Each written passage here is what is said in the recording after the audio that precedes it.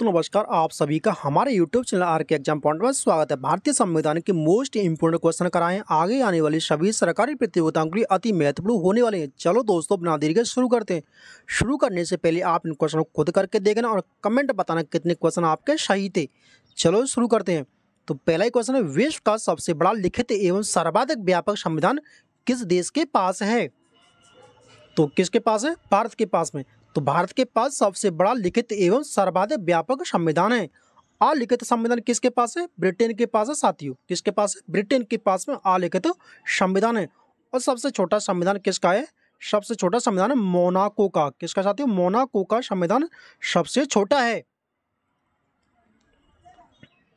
संविधान के किस भाग में पंचायत राज व्यवस्था संबंधी प्रावधान किए गए हैं? भाग 9 में पंचायत राज व्यवस्था संबंधी प्रावधान किए गए हैं। तो A is the right answer. तो पंचायत को संविधान में किस संशोधन द्वारा जोड़ा गया था?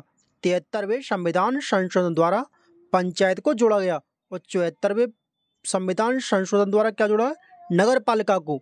सबसे पहले पंचायत राज व्यवस्था कहाँ लागू हुई थी? नागौर राजस्थान में। उत्तर स्तरीय पंचायत राज व्यवस्था किसकी सिफारिश पर लागू हुई थी?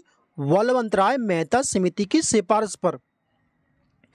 अगला क्वेश्चन साथियों, क्वेश्चन नंबर 3 है, किस संविधान संशोधन अधिनियम द्वारा भारतीय संविधान 9वीं अनुसूची जोड़ी गई है? पहला संविधान संशोधन द्वारा 9वीं अनुसूची जोड़ी गई है। तो A is the right answer. पहला संविधान संशोधन ये हुआ था 1951 को हुआ था पहला संविधान संशोधन। इसके अंतर्गत क्या था? 9वीं अनुसूची के अंतर्गत क्या रखा गया साथियों? राज्य द्वारा संपत्ति का अधिग्रहण। राज्य द्वारा संपत्ति का अधिग्रहण कौन सी अनुसूची के अंतर्गत है? 9वीं अनुसूची के अंतर्गत। क्वेश्चन नंबर 4 है, 52वें संविधान संशोधन द्वारा कौन सी अनुसूची जोड़ी गई? 10वीं अनुसूची। 52वें संविधान संशोधन द्वारा जोड़ी गई 10वीं अनुसूची। 52वां संविधान संशोधन कब हुआ था? ये 1985 हुआ था 52वां संविधान संशोधन। 10वीं अनुसूची के अंतर्गत क्या है? दल बदल को गैर कानूनी बना दिया है। दल बदल को गैर कानूनी बना दिया गया 10वीं अनुसूची के अंतर्गत। तो मूल संविधान में कितनी अनुसूचियां थी साथियों? मूल संविधान में 8 अनुसूचियां थी। और भाग कितने थे? 22 भाग थे मूल संविधान में। अब कितनी अनुसूचियां हैं? 12 अनुसूचियां हैं। भाग कितने साथियों? 25 भाग हैं। क्वेश्चन नंबर अगला है साथियों, क्वेश्चन नंबर 5। भारतीय संविधान के अनुच्छेद 1 में यह घोषणा की गई है, इंडिया अर्थात भारत राज्यों का संघ होगा क्या? इंडिया अर्थात भारत। कौन से अनुच्छेद में? अनुच्छेद 1 में। तो A is the right answer. Question number 6 है साथियों, आंध्र प्रदेश एक भाषाई राज्य के रूप में गठित किया गया 1953 में। तो सबसे पहले भाषाई आधार पर गठित होने वाला राज्य कौन सा था? आंध्र प्रदेश था। तो B is the right answer.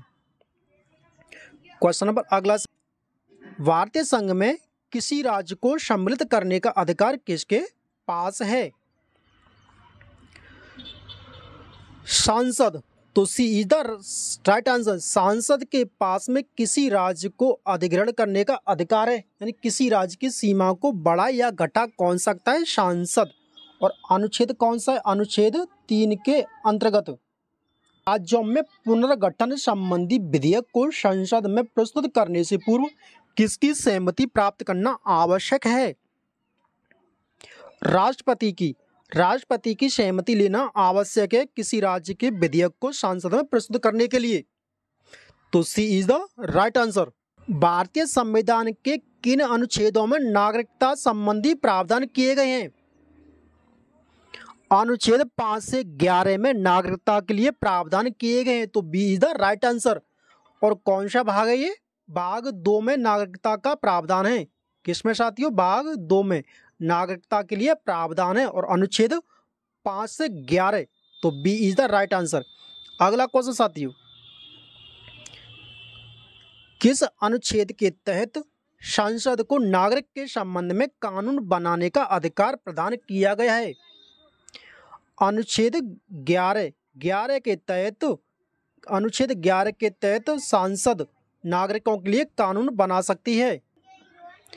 अगला क्वेश्चन है, डॉक्टर भीमराव अंबेडकर ने भारतीय संविधान के किस भाग को सर्वाधिक अलैंगिक भाग कहा है? भाग 3 को डॉक्टर भीमराव अंबेडकर ने अलैंगिक भाग कहा है। किसको? भाग 3 को। तो C is the right answer. तो भाग 3 क्या है? अलैंगिक भाग। किसने कहा था? डॉक्टर भीमराव अंबेडकर ने।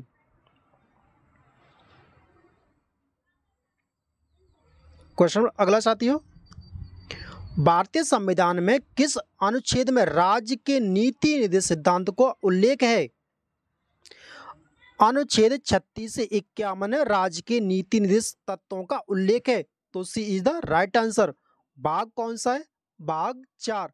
भाग 4 में नीति निर्देश सिद्धांतों का उल्लेख है और अनुच्छेद 36 से 51 में। क्वेश्चन नंबर अगला,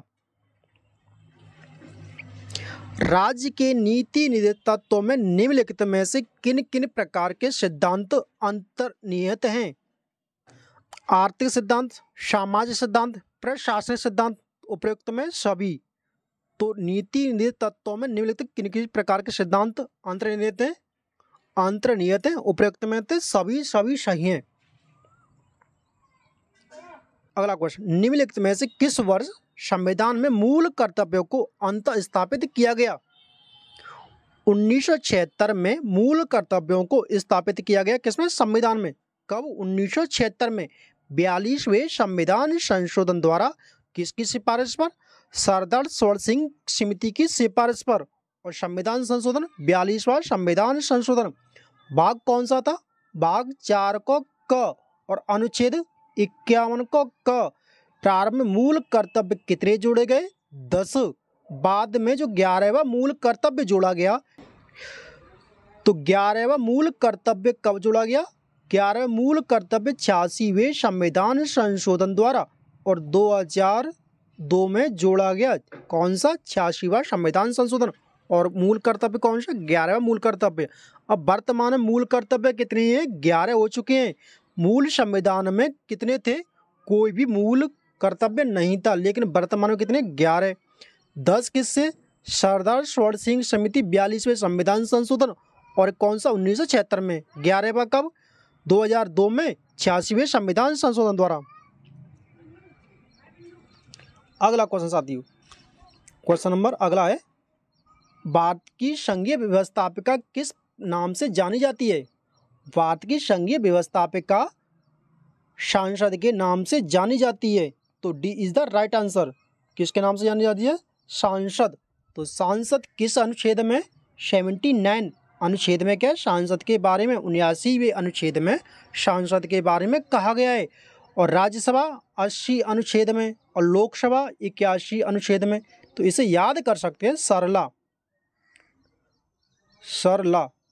सांसद 79, राज्यसभा 80 और लोकसभा 81। अगला क्वेश्चन साथियों, सांसद के किस सदन को प्रतिनिधि सभा भी कहा जाता है? सांसद के किस सदन को प्रतिनिधि सभा भी कहा जाता है? तो किसको कहते हैं? लोकसभा को। तो A is the right answer. Lok Sabha को हम क्या कहते हैं? प्रतिनिधि सभा भी कहा जाता है। लोकसभा में अधिकतम सदस्यों की संख्या कितनी हो सकती है? 552 अधिकतम सदस्यों की संख्या है। क्वेश्चन नंबर अगला है साथियों, क्वेश्चन नंबर अगला, एक व्यक्ति राष्ट्रपति पद के लिए अधिकतम कितनी बार निर्वाचित हो सकता है? कोई सीमा नहीं है, जितना चाहे उतनी बार राष्ट्रपति का चुनाव लड़ सकता है, लेकिन अमेरिका के अंदर 2 से अधिक बार राष्ट्रपति का चुनाव नहीं लड़ सकता। तो D is the right answer. Question number अगला है साथियों, राष्ट्रपति का निर्वाचन किस प्रकार का होता है? अप्रत्यक्ष रूप से। तो राष्ट्रपति का चुनाव कैसा होता है? अप्रत्यक्ष रूप से होता है राष्ट्रपति का चुनाव। राष्ट्रपति पद के निर्वाचन हेतु कौन सी पद्धति अपनाई जाती है? समानुपातिक प्रतिनिधित्व एवं एकल संक्रमणीय मत पद्धति अपनाई जाती है। तो D is the right answer. तो राष्ट्रपति चुनाव के लिए कौन सी पद्धति अपनाते हैं? समानुपातिक प्रतिनिधित्व एवं एकल संक्रमणीय मत पद्धति। तो D is the right answer. अगला क्वेश्चन साथियों, संविधान के किस अनुच्छेद के अंतर्गत राष्ट्रपति संघीय मंत्री परिषद की सलाह मानने के लिए बाध्य है? अनुच्छेद 74 के अंतर्गत राष्ट्रपति मंत्री संघीय मंत्री परिषद की सलाह मानने के लिए बाध्य है। कौन सा अनुच्छेद है? अनुच्छेद 74 के अंतर्गत। तो A is the right answer. Question number अगला है, भारत के उपराष्ट्रपति के निर्वाचन से संबंधित विवाद को कौन तय करते हैं या करता है? सर्वोच्च न्यायालय। सर्वोच्च न्यायालय भारत के उपराष्ट्रपति के निर्वाचन संबंधित विवादों को निपटारा करते हैं। तो C is the right answer. Question number अगला, उपराष्ट्रपति के चुनाव में कौन कौन मतदान करता है? लोकसभा एवं राज्यसभा के सदस्य उपराष्ट्रपति के चुनाव में भाग लेते हैं। तो C is the right answer. Question अगला साथियों, राज्यसभा में किस राज्य के प्रतिनिधियों की संख्या सर्वाधिक है? उत्तर प्रदेश की। तो D is the right answer. सर्वाधिक प्रतिनिधि किस राज्य के हैं? उत्तर प्रदेश के। और कितने हैं? 31 सदस्य हैं राज्यसभा में। नंबर अगला है, राज्यसभा के चुनाव हेतु एक अभ्यर्थी की आयु निम्नलिखित में से कम नहीं होनी चाहिए। 30 वर्ष से कम नहीं होनी चाहिए। अगर कोई व्यक्ति 30 वर्ष का हो चुका है तो वह राज्यसभा का चुनाव लड़ सकता है। तो C is the right answer, 30 वर्ष। क्वेश्चन नंबर अगला, राज्यसभा के सदस्यों के कार्यकाल कितने वर्ष का होता है? राज्यसभा के सदस्यों का कार्यकाल कितने वर्ष का होता है? 6 वर्ष का। तो D is the right answer.